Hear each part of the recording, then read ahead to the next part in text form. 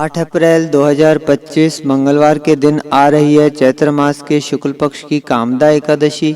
आइए श्रवण करते हैं इसका पुण्य प्रदायक पाप नाशक महात्म्य। कामदा एकादशी। युधिष्ठिर ने पूछा, वासुदेव आपको नमस्कार है, कृपया आप यह बताइए कि चैत्र शुक्ल पक्ष में किस नाम की एकादशी होती है।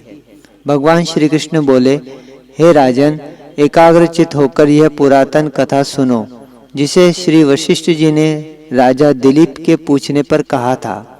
दिलीप ने पूछा, भगवान, मैं एक बात सुनना चाहता हूँ, चैत्र मास के शुक्ल पक्ष में किस नाम की एकादशी होती है। वशिष्ठ जी बोले, हे राजन, चैत्र शुक्ल पक्ष में कामदा नाम की एकादशी होती है। वह परम पुण्यमयी है। पाप रूपी ईंधन के लिए तो वह दावानल ही है। प्राचीन काल की बात है, नागपुर नाम का एक सुंदर नगर था, जहां सोने की महल बने हुए थे। उस नगर में पुंडरीक आदि महाभयंकर नाग निवास करते थे। पुंडरीक नाम का नाग उन दिनों वहां राज्य करता था। गंधर्व, किन्नर और अप्सराएं भी उस नगरी का सेवन करती थी। वहां एक श्रेष्ठ अप्सरा थी जिसका नाम ललिता था।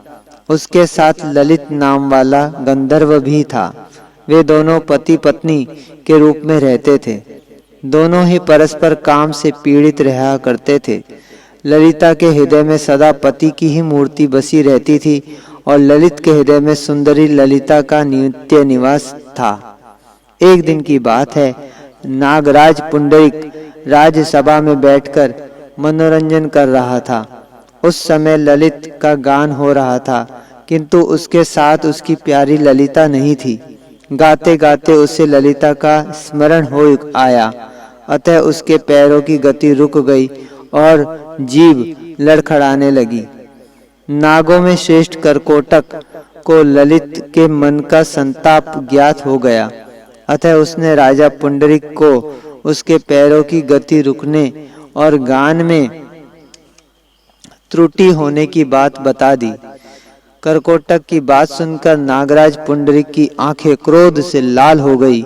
उसने गाते हुए कामातुर ललित को शाप दिया, दुर्बुद्धे, तू मेरे सामने गान करते समय भी पत्नी के वशीभूत हो गया, इसलिए राक्षस हो जा।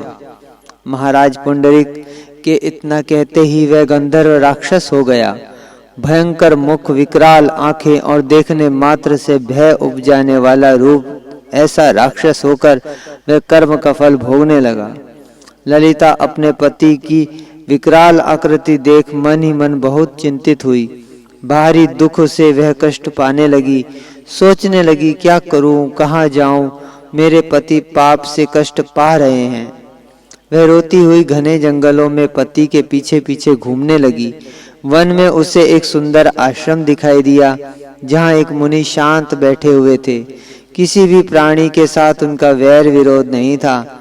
ललिता शीघ्रता के साथ वहां गई और मुनि को प्रणाम करके उनके सामने खड़ी हुई।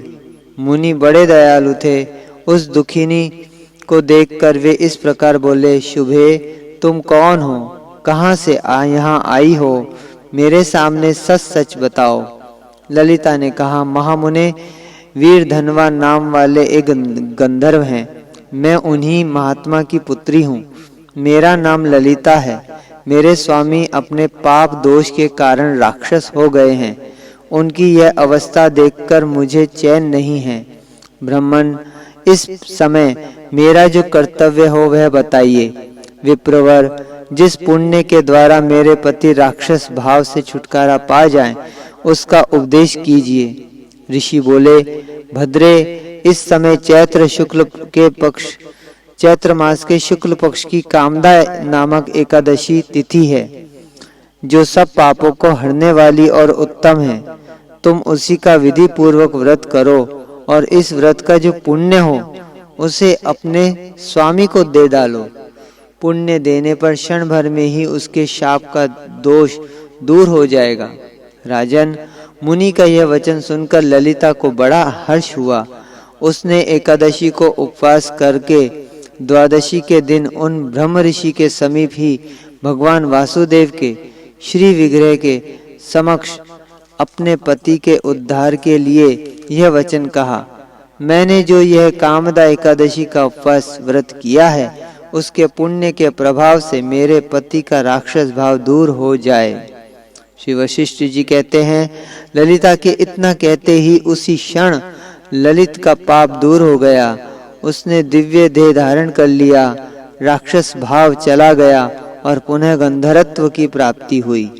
नृपश्रेष्ठ, वे दोनों पति पत्नी कामदा के प्रभाव से पहले की अपेक्षा भी अधिक सुंदर रूप धारण करके विमान पर आरूढ़ होकर अत्यंत शोभा पाने लगे।